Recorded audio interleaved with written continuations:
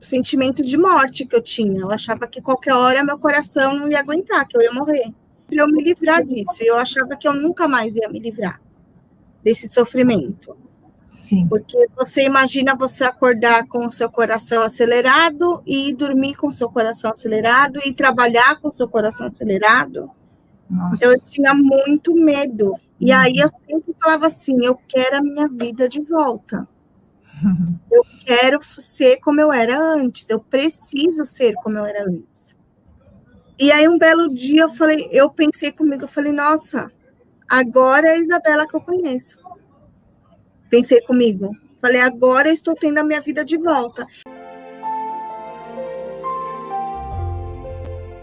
Para quem não me conhece ainda, eu sou Edi Calce, eu sou terapeuta holística, sou personal de emoções e a minha especialidade é ajudar pessoas com crises de ansiedade com uma forma e uma abordagem diferente. Olá, boa noite, boa noite. Estamos aqui ao vivo e hoje com uma noite muito, mas muito especial. Nós vamos conversar com a Isabela. Eu vou chamá-la agora. Aqui, isso. Muito bem. Está me ouvindo, Isabela? Oi, boa noite. Tô sim. Tudo bem com você? Tudo bem, graças a Deus. E você? Muito bem também, ainda mais com a tua presença aqui. Ai, que bom. Isabela, então eu vou começar já querendo que você se apresente. Fale de você, onde que você trabalha, tua família, essas questões todas assim do teu dia a dia. Então vamos lá. Eu sou a Isabela, eu tenho 39 anos, eu sou professora, pedagoga e tenho 2 filhas, sou casada, enfim, essa loucura que é viver em São Paulo, né? Bom, assim, como o objetivo é a gente falar sobre crise de ansiedade, né? Então, eu gostaria muito, Isabela, que você contasse a sua história. Então, eu sou uma pessoa que, desde criança, eu sempre já me achava meio ansiosa. E aí, a primeira crise que eu tive, eu me lembro, foi em 2014. Foi 2014, não, foi 2013. No momento que eu estava passando por um transtorno no serviço onde eu trabalhava, e eu tive uma crise de ansiedade, assim, muito forte. E naquele momento, eu estava fora de casa e eu achei que eu fosse desmaiar. A visão apagou, mas até então eu não tinha consciência que isso, no caso, era uma crise de pânico. Na verdade, foi uma crise de pânico. Já tinha a minha menina, minha filha, ela estava com quase 5 anos, e eu queria ter outro filho de qualquer jeito, porque eu achava que tinha que ter 2 para fazer companhia, enfim. Fiz um monte de exames e nesses exames constataram que eu não poderia mais ter filhos. Passado 15 dias dos exames, no exame de sangue saiu positivo para a gravidez. Porque a doutora tinha pedido. Mas ali naquele momento, na hora que eu vi, eu já comecei. Eu tive taquicardia gestacional, então o coração muito acelerado, e foi bem sofrido, assim, foram 9 meses de sofrimento. Eu achava que eu nunca mais ia me livrar desse sofrimento. Sim. Porque você imagina você acordar com o seu coração acelerado e dormir com o seu coração acelerado e trabalhar com o seu coração acelerado.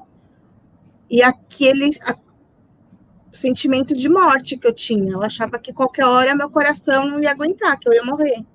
Nossa. Então, eu tinha muito medo. Eu falava, meu Deus, eu quis tanto e agora eu vou morrer. Sim. Foi bem complicado. E aí, a menina nasceu em 2016, aí o coração baixou, como um passe de mágica, baixou assim, no dia seguinte já estava normal, só que eu continuei tendo os ataques de pânico. Então, toda vez que eu me assustava com alguma coisa, eu tinha o pânico. E dia 24 de julho de 2017, eu estava dormindo, o porteiro tocou aqui o interfone e falou, desce, porque acabaram de bater no seu carro. Meu carro ficava na rua na época. Nossa, mas na hora, a hora que tocou o interfone, era 1h30 da manhã. Mas na hora, meu coração já acelerou. Aí à noite eu fui dormir. Comecei a me sentir mal à noite, na cama. Aí eu me lembro que eu chamei o meu esposo e ele falou, ai, pelo amor de Deus, dorme, isso é frescura. Dorme, já passou, o rapaz vai pagar. Eu falei, mas não é por isso. O carro é o de menos. Eu falei, é o que eu tô sentindo, eu não tô bem, tô com medo. E era um medo, assim, de tudo. Medo de morrer, medo de passar mal, enfim. Naquela madrugada eu não dormi. E aí eu lembro que eu levantei, assim, fiquei sentada na cama, que eu me sentia melhor, e procurei no Google como tratar o pânico sem remédio. Porque eu era muito contra remédio. E eu queria me curar, eu queria viver a minha vida novamente. Era o que eu queria. E aí, quando eu digitei isso, apareceu você. Apareceu o seu site, né? Mostrando o método de como... método de transformação. Aí eu lembro que eu entrei e comecei a ler o histórico das pessoas. Eu falei, nossa, eles sentem a mesma coisa que eu. Porque tinha, acho que, se não me engano, 26 sintomas do pânico. Se não me engano, era isso. Isso. E aí eu lia os sintomas e falava, meu Deus, é tudo que eu tenho. E aí eu achei você no Facebook. E eu lembro que na madrugada eu te mandei uma mensagem, porque eu estava tão desesperada, assim, que eu queria ouvir alguma coisa, mas era uma hora da manhã, e você prontamente me respondeu de manhã. E aí você falou, me adiciona no WhatsApp, a gente conversa melhor. E aí aquilo foi me acalmando. Eu falei, nossa, tem alguém que vai me ouvir, porque até então, quem convive com a pessoa que tem pânico acha que é frescura, que é mentira, que é exagero. E a gente se sente assim, eu tenho que ficar quieto para eu não ser julgada. E a gente conversou bastante, eu falei, eu decidi logo pela manhã, eu falei, eu vou comprar o treinamento, o método, vou comprar. E eu lembro que eu comprei e já comecei a ouvir os áudios. Eu levei esse método para a sala de aula, eu não sei se você se recorda. Sim, eu lembro, porque essa aqui é uma parte interessante e prática do método, né? Que tu pode ter ele em mãos em qualquer lugar. Em casa, no ônibus, né? Me fazia tão bem, que eu fazia todos os dias, mesmo quando não tinha crise. Então, à noite eu fazia, já para não ter a crise, fazendo eu viver. Eu lembro que você falava muito, né? Fala até hoje de viver o aqui e agora. Então, era o que eu mais tentava fazer. Hoje, eu já consigo viver no aqui e no agora. Hoje, para alguma coisa me desestabilizar, tem que ser algo muito grande. Aí me dá ansiedade, mas pânico nunca mais eu tive, graças a Deus. Que eu falava, porque eu sempre fui uma pessoa muito assim, eu gostava muito de sair, gostava muito de passear, e com o tempo eu comecei a querer ficar só em casa. E aí eu sempre falava assim, eu quero a minha vida de volta. Eu quero ser como eu era antes, eu preciso ser como eu era antes. O ano passado, a gente teve uma perda na família, e aí deu uma desestabilizada geral em casa, aqui na minha casa. E até então eu estava bem, né? Eu estava muito bem. Só com o método, então, eu estava ótima, porque você já tinha me ensinado as respirações, o passo a passo de como fazer. Então, assim, eu conseguia fazer até sozinha, na rua. E aí eu comecei a tomar um medicamento para ter essa serotonina de volta. E E aí eu comecei a melhorar junto com o método, porque à noite eu colocava para ouvir. E aí eu fui melhorando. E aí um belo dia eu pensei comigo, eu falei, nossa, agora é a Isabela que eu conheço. Pensei comigo. Falei, agora eu estou tendo a minha vida de volta. Quando que eu percebi isso? Quando eu comecei a cobrar, vamos sair dar uma volta? Ai, vamos ao shopping, ai, vamos ao parque, coisa que eu tinha pavor de pensar em fazer. Hoje, graças a Deus, eu consigo viajar, consigo ficar fora. Então, graças a Deus e de ter te conhecido também, que eu falo que eu agradeço muito, né? O que você pensou ao encontrar o método? Assim, você confiou logo de cara ou meio que ficou na dúvida? Eu confiei logo de cara. Primeiro porque eu li os depoimentos das pessoas e eu vi que o que as pessoas falavam era o que eu sentia. Li o seu histórico também e, assim, o ponto principal foi ter falado com você logo de cara. Ah, sim, eu sempre dou essa oportunidade. Eu acho que ela é muito, muito importante, porque é isso que passa a segurança, a confiança, né? Porque às vezes a gente quer o resultado de hoje para amanhã, mas, por exemplo, no meu caso, que foi um caso que eu deixei levar, eu tinha muitos medos. Então, até sublimar todos os medos. Assim, na verdade, logo o primeiro áudio que eu ouvi, eu não sei te explicar, mas eu já senti dentro de mim um conforto. Isso. Uhum.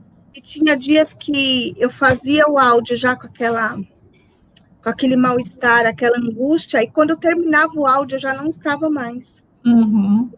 Era algo assim, nossa, parecia que tirava assim, sabe, com a mão. É bom, né? E você lembra qual foi o primeiro medo, os primeiros, assim, que você sublimou? Sim, o medo, né? Eu tinha o primeiro medo de morrer, eu tinha medo de morrer.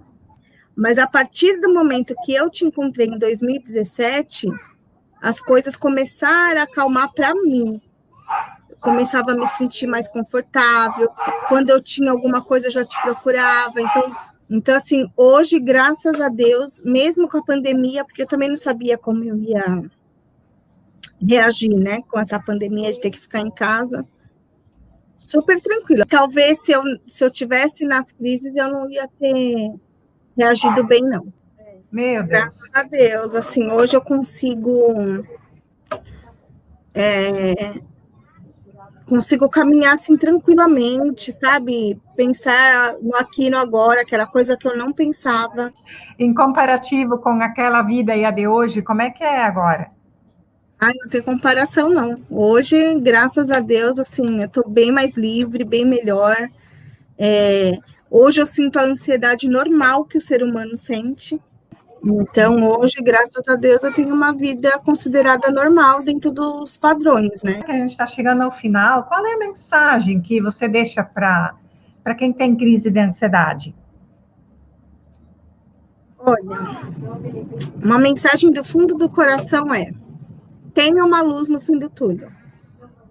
Porque a pessoa que tem a crise acha que não tem uma luz no fim do túnel, e tem sim. E você foi uma das pessoas que mais me ajudou nos momentos de crise.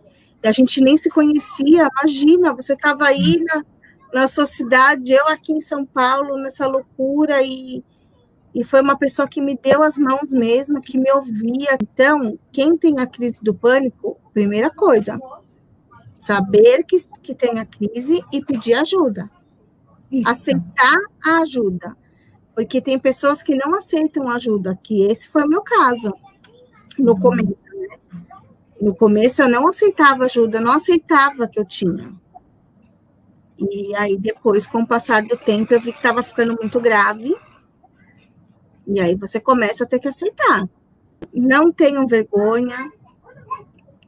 Eu indico assim do fundo do meu coração a Edi, ela me ajudou demais. Nossa, foi uma pessoa que me ajudou assim extremamente, uma pessoa de coração muito bom. E esse método dela é sensacional. Então, eu não tenho nem palavras para agradecer, ela sabe disso. E um beijo, Isabela, ó. Super beijo para você, muito obrigada.